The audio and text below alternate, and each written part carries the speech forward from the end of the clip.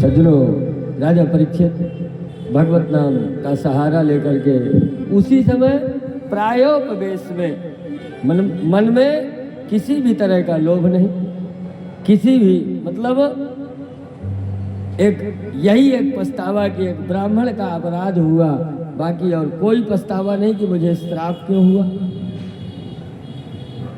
भक्ति में लीन होते हुए 7 दिन का समय जो शेष है उसके लिए गंगा का सहारा लेते हैं और गंगा जी के किनारे सुखताल में पहुंचते हैं। जब तक जितने भी संसार के मनीषी लोग थे, परम भक्त लोग थे, ऐसे ऐसे संत वहाँ हजारों की तादाद में पहुँचते हैं, जिनके अंदर इतना बड़ा ज्ञान था, जिनके अंदर इतना बड़ा तपोबल था कि वो एक एक शब्द के, एक एक उपदेश के द्वारा कल्याण कर सकते थे। ऐसे हजारों संत। भृगुर वशिष्ठ च्यवनश्च गौतम मेधातिथिर देवल देवरातौ रामस्तथा गाधिसुतश्च साकलो मृकण्डपुत्रात्रिज पिप्पलादाः। बड़े बड़े संत भृगु वशिष्ठ च्यवन गौतम ऐसे हजारों संत जब उपस्थित हुए, महाराज परीक्षित ने जब उनको देखा तो अपना परम सौभाग्य समझा कि इनके मुंह से निकली हुई एक वाणी का अनुसरण कर लिया जाए तो कल्याण हो सकता है। ये लोग तो साक्षात मेरे ऊपर कल्याण करने के लिए आए। महाराज परीक्षित देश काल परिस्थिति के अनुसार, व्यवस्थाओं के अनुसार सबका सत्कार कर रहे हैं। उसी समय उन महान विभूतियों के मध्य में एक संत का प्रवेश होता है। वो संत कैसे थे? प्रेमणा पठन भागवतम शनैः शनैः, मुंह से भागवत के मंत्रों का गान कर रहे थे। और वेश किया था, दिगंबर वेशधारी थे। स्वभाव से वो परमहंस लग रहे थे। इतने तेजस्वी थे कि उन हजारों संतों के बीच में वो ऐसे देदीप्यमान हो रहे थे मानो साक्षात सूर्य का उदय हो गया हो हजारों तारागणों के मध्य। ऐसे महान संत के प्रवेश में जितना भी संत समाज था, जितने भी भक्त थे, राजा परीक्षित के उस अंतिम विदाई में शामिल होने के लिए आए थे, उन सब ने महाराज उस संत का खड़े होकर के विशेष सम्मान किया। वो संत कौन थे? महात्मा सुखदेव जी महाराज। बोलिए सुखदेव जी महाराज। सबने सम्मान किया। जब राजा परीक्षित ने देखा कि ये कोई विशेष विभूति आ गई, भाई जब सब लोग सम्मान कर रहे हैं तो राजा ने एक विशेष आसन की व्यवस्था की और एक थाली मंगा करके उनके चरणों को धोया और चरण धो करके महाराज परीक्षित ने उनको आसन में आसीन करवाया और सबको एक साथ प्रणाम किया। सबको मैं बहुत बड़ा भाग्यशाली हूँ, सौभाग्यशाली हूँ कि जो सब लोग एक साथ एकत्रित होकर मेरे ऊपर कृपा करने आए। ये मेरा परम सौभाग्य है। अब मेरा एक ही प्रश्न है। क्या प्रश्न है? पुरुषाम यन म्रियमाणायाम, मरणासन्न व्यक्ति का क्या कर्तव्य हो सकता है? मरणासन्न व्यक्ति का क्या कर्तव्य है? केवल यही प्रश्न है परीक्षित।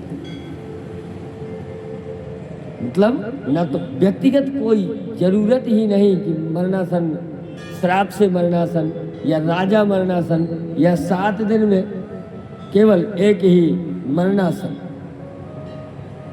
तो देखिए एक चर्चा का विषय है। ये संसार जो है सज्जनों, ये मरणासन है।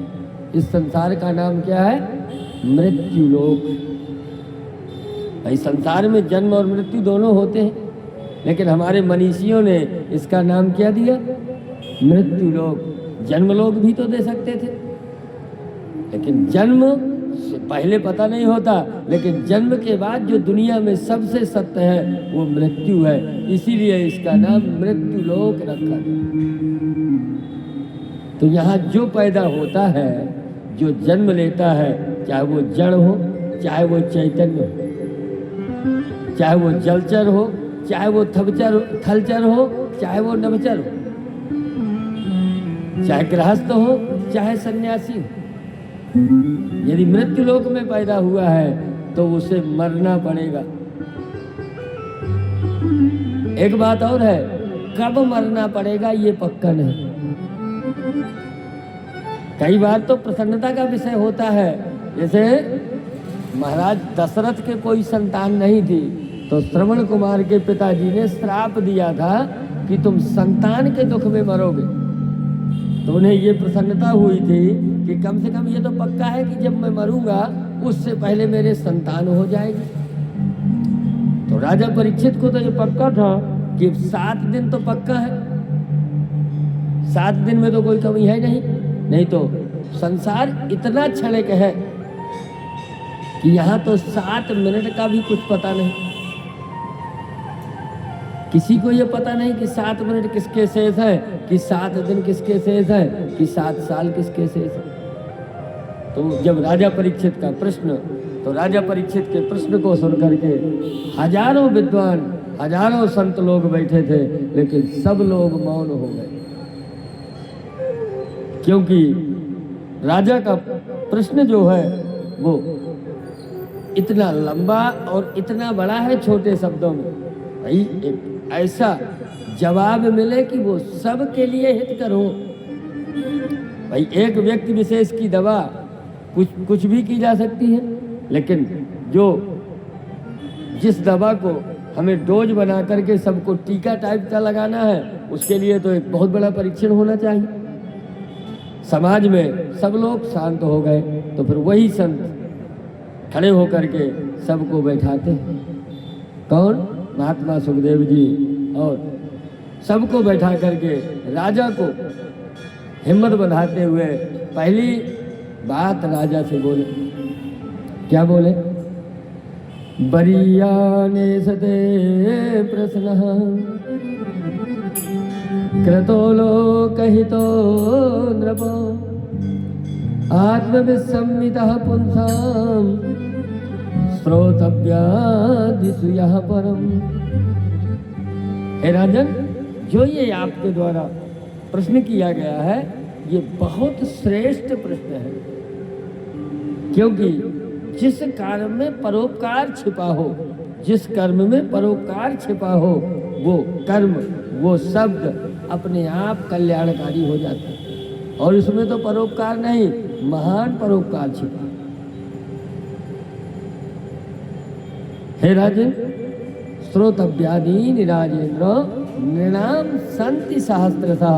हे राजेंद्र, संसार में बहुत से उपाय, संसार में